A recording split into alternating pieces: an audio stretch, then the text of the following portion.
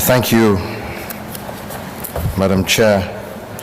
Your Excellencies, Heads of State and Government, Honorable Ministers, distinguished guests, ladies and gentlemen. Indeed, I'm also honored to have been invited to join in these deliberations at the third Review Conference on Disaster and Risk Reduction. It is a pleasure, too, to join you in this beautiful city and to have been welcomed with such great hospitality. We in Kenya attach great importance to the effective management and reductions of disasters and risks.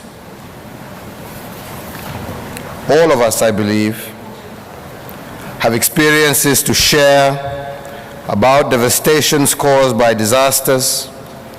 Our nations remain exposed to earthquakes, hurricanes, tsunamis, droughts, floods, and extreme temperature, amongst other things. These hazards have catastrophic consequences. Throughout the world, they have maimed, injured, displaced, or killed millions, and investments worth billions have been destroyed, livelihoods have been shattered, and where resilience is low, poverty has crept back, and economies have been severely disrupted. We know that a greater number of calamities occur due to natural causes.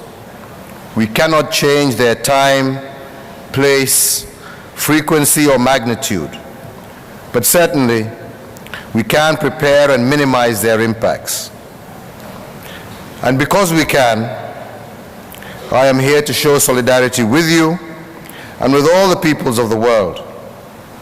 I call upon the scaling up of existing efforts and actions at all levels to combat disasters and mitigate risks. 10 years ago, we adopted the Hyogo Framework for Action. We committed to substantial reduction of disaster losses in lives and in the social, economic, and environmental assets of communities and countries. The framework has since been useful in creating global and regional mechanisms for greater cooperation and collaboration. It has also inspired new policies and strategies while encouraging greater political awareness and momentum for disasters and risk reduction. Now, these are important, however insufficient achievements. There is room for us to do more. This is because disaster remains a major threat to our sustainable development. They have not only undermined gains made, but have also reversed some. Where poverty is high and adaptive capability is low, vulnerability and helplessness have remained stubbornly high. Women and children and persons with disabilities are at even greater risk. Africa is a clear example in this case. Extreme weather events such as droughts and floods have become a leading challenge to sustainable development. In Kenya and the Horn of Africa region, persistent droughts cause food insecurity, conflicts over dwindling water resources, and general economic instability. Climate change has further worsened the situation, as it is one of many drivers of the frequency and magnitude of such hazards. I speak about these unwanted experiences in hope that together we can reduce and eventually end all these worrisome trends. I am convinced that through our collective efforts, we can effectively combat disasters and cultivate resilience, especially among the poor. We can reduce injuries, deaths, and damage to property, and our call is to support those affected to make them resilient. I believe that this is possible because available scientific information and knowledge on disasters and risk reduction is both reliable and advanced. However, our main challenge is mobilizing effective means of implementation. Our insufficient and unstable financing, the dearth of appropriate technologies, and the lack of capacity remains the barrier to preparedness. This is particularly true of developing countries, in particular African states, small island developing states, and the least developing countries. We need now to come together and to close the implementation gap.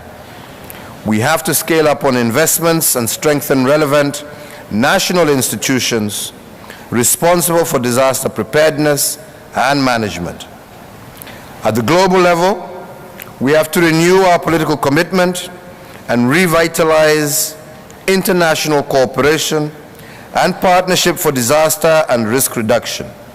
We must also enhance international cooperation in information gathering, early warning, research, and development. As you are aware, this September, we will be adopting a new Universal Development Agenda to be implemented in the succeeding years. The intergovernmental process that will govern this agenda are on course. This is our opportunity to determine their shape. Kenya strongly supports a set of global sustainable development goals that not only recognize disaster and risk reduction as important, but also emphasizes resilience building as an integral part of sustainability. Let me close by reiterating that disaster and risk management are vital in tackling poverty and inequalities and in the protection of our environment. Going forward, the forthcoming international conferences on financing for development, the post-2015 summit, as well as the climate meeting, must respectively agree on ambitious and practical steps for financing of the SDGs, implementing the new agenda, and tackling climate change. Our success in fighting against poverty will be crucial in managing disasters and reducing risks. We therefore join hands with you to build a just, equitable, prosperous, stable, and resilient world for the present and future generations.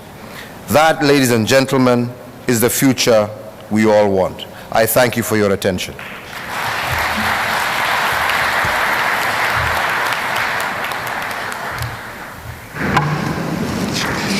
I thank the President and Commander-in-Chief of the Defense Forces of the Republic of Kenya for his statement.